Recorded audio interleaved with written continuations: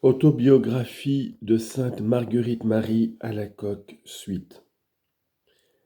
Après une faveur si grande et qui dura un si long espace de temps, pendant lequel je ne savais si j'étais au ciel ou en terre, je demeurai plusieurs jours comme tout embrasé et enivré, et tellement hors de moi que je ne pouvais en revenir pour dire une parole qu'avec violence, et m'en fallait faire une si grande pour me récréer et pour manger, que je me trouvais au bout de mes forces pour surmonter ma peine, ce qui me causait une extrême humiliation.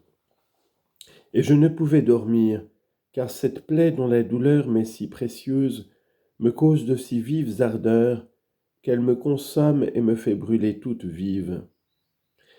Et je me sentais une si grande plénitude de Dieu que je ne pouvais m'exprimer à ma supérieure comme je l'aurais souhaité et fait, quelque peine et confusion que ces grâces me fassent ressentir en les disant, pour ma grande indignité, laquelle m'aurait fait choisir 1000 fois plutôt de dire mes péchés à tout le monde, et ce me serait été une grande consolation, si l'on m'avait permis de le faire, et de lire tout haut ma confession générale au réfectoire, pour faire valoir le grand fond de corruption qui est en moi, afin qu'on ne m'attribuât rien des grâces que je recevais.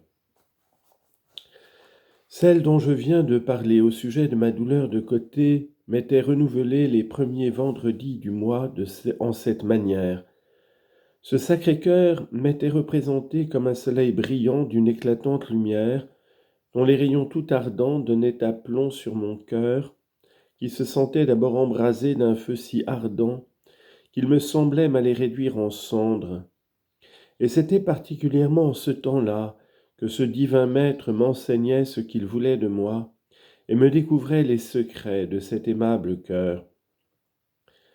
Et une fois entre les autres que le Saint-Sacrement était exposé, après m'être senti retiré tout au-dedans de moi-même par un recueillement extraordinaire de tous mes sens et puissances, Jésus-Christ, mon doux maître, se présenta à moi, tout éclatant de gloire, avec ses 5 plaies, brillantes comme 5 soleils, et de cette sacrée humanité sortaient des flammes de toutes parts, mais surtout de son adorable poitrine qui ressemblait à une fournaise, et s'étant ouverte me découvrit son tout aimant et tout aimable cœur, qui était la vive source de ses flammes.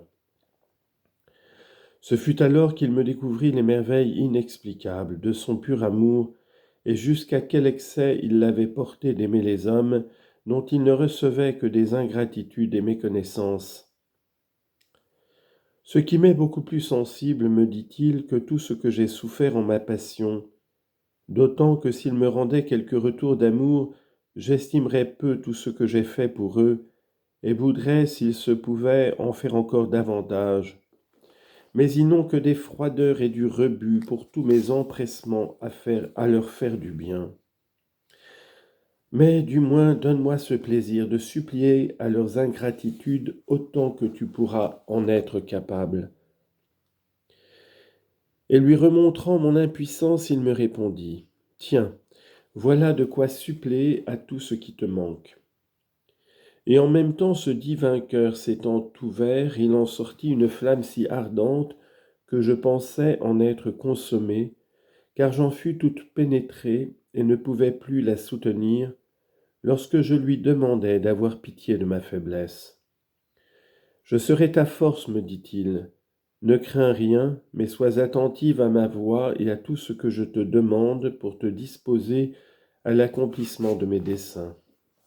Premièrement, tu me recevras dans le Saint-Sacrement autant que l'obéissance te le voudra permettre, quelques mortifications et humiliations qui t'en doivent arriver, lesquelles tu dois recevoir comme des gages de mon amour. Tu communieras de plus tous les premiers vendredis de chaque mois, et toutes les nuits, du jeudi au vendredi, je te ferai participer à cette mortelle tristesse que j'ai bien voulu sentir au jardin des Oliviers, et laquelle tristesse te réduira, sans que tu la puisses comprendre, à une espèce d'agonie plus rude à supporter que la mort. et pour m'accompagner dans cette humble prière que je présentais alors à mon Père parmi toutes mes angoisses, tu te lèveras entre 11 heures et minuit pour te prosterner pendant 1 heure avec moi, la face contre terre, tant pour apaiser la divine colère, en demandant miséricorde pour les pécheurs, que pour adoucir en quelque façon l'amertume que je sentais de l'abandon de mes apôtres, qui m'obligea à leur reprocher qu'ils n'avaient pu veiller 1 heure avec moi. Et pendant cette heure, tu feras ce que je t'enseignerai. Mais écoute, ma fille, ne crois pas légèrement à tout esprit et ne t'y fie pas, car Satan enrage de te décevoir. C'est pourquoi ne fais rien sans l'approbation de ceux qui te conduisent, afin qu'ayant l'autorité de l'obéissance, il ne te puisse tromper, car il n'a point de pouvoir sur les obéissants. Et pendant tout ce temps, je ne me sentais pas ni ne savais plus où j'en étais. Lorsqu'on me vint retirer de là, et voyant que je ne pouvais répondre ni même me soutenir qu'avec grand-peine, l'on me mena à notre mère, laquelle me trouvant comme tout hors de moi-même, toute brûlante et tremblante, me jetant par terre à genoux, où elle me mortifia et humilia de toutes ses forces, ce qui me faisait un plaisir et me donnait une joie incroyable. Car je me sentais tellement criminel et rempli de confusion, que quelque rigoureux traitement qu'on m'eût pu faire, il m'aurait semblé trop doux. Et après lui avoir dit, quoiqu'avec une extrême confusion, ce qui s'était passé, elle se prit encore à m'humilier davantage, sans me rien accorder pour cette fois de tout ce que je croyais que notre Seigneur me demandait de faire, et ne traitant qu'avec mépris tout ce que je lui avais dit. Cela me consola beaucoup, et je me retirai avec une grande paix. Et le feu qui me dévorait me jeta d'abord dans une grande fièvre continue. Mais j'avais trop de plaisir à souffrir pour m'en plaindre, n'en parlant point, jusqu'à ce que les forces me manquèrent, que le médecin connut qu'il y avait fort longtemps que je la portais, et elle me dura encore plus de 60 accès. Et jamais je n'ai tant senti de consolation, car tout mon corps souffrant d'extrême douleur, cela soulageait un peu l'ardente soif que j'avais de souffrir. Car ce feu dévorant ne se nourrissait ni contentait que du bois de la croix, de toutes sortes de souffrances, mépris, humiliation et douleur, et jamais je ne sentais de douleur qui pût égaler celle que j'avais de ne pas assez souffrir. On croyait que j'en mourrais.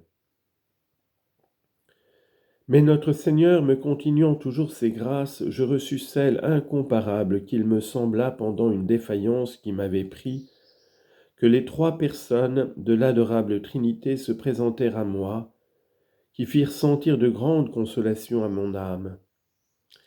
Mais ne pouvant m'expliquer de ce qui se passa alors, sinon qu'il me sembla que le Père éternel, me présentant une fort grosse croix toute hérissée d'épines, accompagnée de tous les autres instruments de la passion, il me dit, « Tiens, ma fille, je te fais le même présent qu'à mon Fils bien-aimé.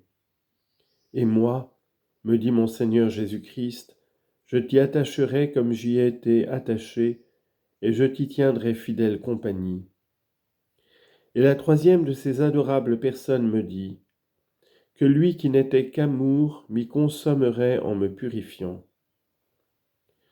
Mon âme demeura dans une paix et joie inconcevable, car l'impression qu'y firent ces divines personnes ne s'est jamais effacée. Il me fut représenté sous la forme de 3 jeunes hommes vêtus de blanc, tout resplendissants de lumière, de même âge, grandeur et beauté. Je ne compris pas alors, comme je l'ai fait dans la suite, les grandes souffrances que cela signifiait.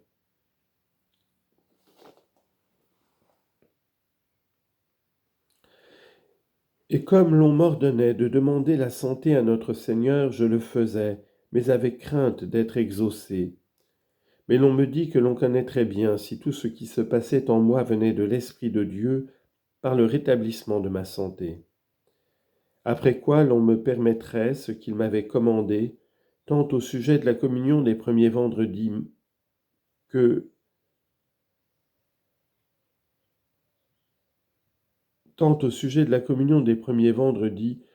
pour veiller l'heure qu'il souhaitait la nuit du jeudi au vendredi. Ayant représenté toutes ces choses à notre Seigneur par obéissance, je ne manquai pas de recouvrer aussitôt la santé.